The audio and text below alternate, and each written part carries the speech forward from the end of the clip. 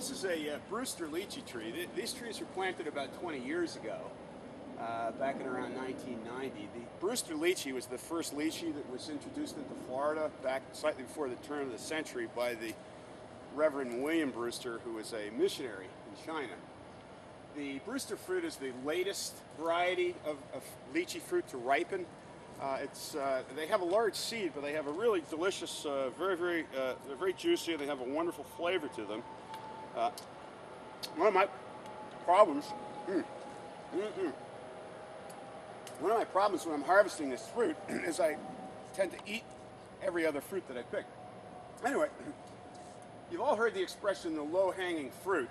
As you can see, I have a grove ladder here, which I'm about to go up and start picking. When you pick lychee fruit, you pick it with a pruning shears, and what you should do is cut the panicle off about 7 to 8 inches back. It sounds kind of crazy, but the trees that fruit every year are the ones that tend to fruit every year. And the reason for that is trees that produce fruit get harvested, and when you harvest the fruit, you pick it with a pruning shears. Lychees grow in recurrent flushes of growth followed by periods of dormancy. And what you want to do is to ideally, and I'm asked this question all the time, why I have a lychee tree for 5 or 6 years and it never produced any fruit. Lychees must enter the cool months of the year in a state of dormancy, and when they break buds, when the buds are 1 to 2 millimeters, if they're exposed to temperatures less than 68 degrees, the buds will emerge as actual bloom. So, you know, we have a few years of really warm weather during the winter, and we don't get very much fruit.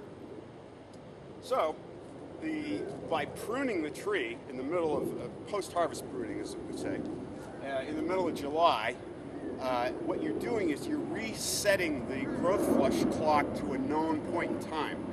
And if you plot that on a calendar, you'll see that you end up in the middle of the winter, maybe January to February, where the tree is likely to be breaking buds with new growth. And that new growth, as I said, if it's exposed to low temperatures, will emerge as bloom. You all understand you've all heard the expression, the low-hanging fruit. Well, you can really begin to appreciate that when you have to pick the fruit.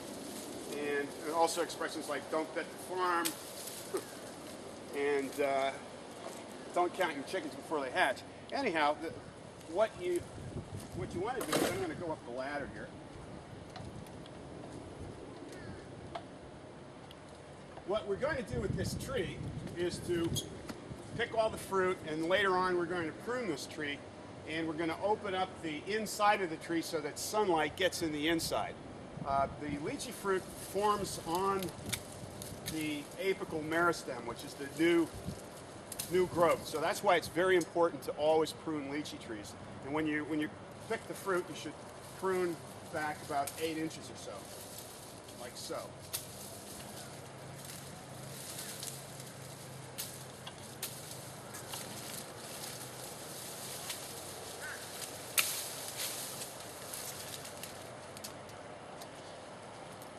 Nice looking stuff. This Brewster fruit here is very tasty fruit. Not quite the same as the sweet. The Brewster fruit is a very red lychee. Unlike the other lychees, as it colors up, it gets sweeter and sweeter and sweeter, and at the very end of the season, it's at its peak of sweetness. Lychees such as the Mauritius and the Sweetheart, when they start to get really red late in the season, they tend to get dry in the inside, but that's quite the contrary with Brewsters. All right, well, we'll go on up and sample some of this fruit.